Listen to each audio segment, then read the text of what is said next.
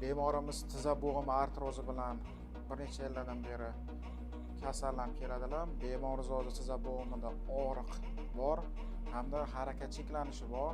Hozir bu bemorimizga tiza bo'g'imi mobilizatsiyasini o'tkazamiz.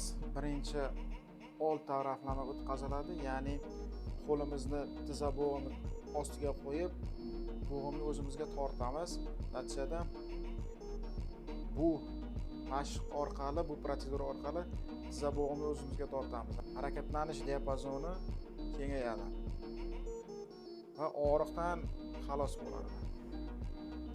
Orqa tarafdan ko'rinishi: qo'limiz yana tiza bo'g'imi ostida bo'ladi hamda to'piq bo'g'imimiz yelkamizda bo'ladi. Bu holatda yana bemorimizda bo'g'imni o'zimizga tortamiz.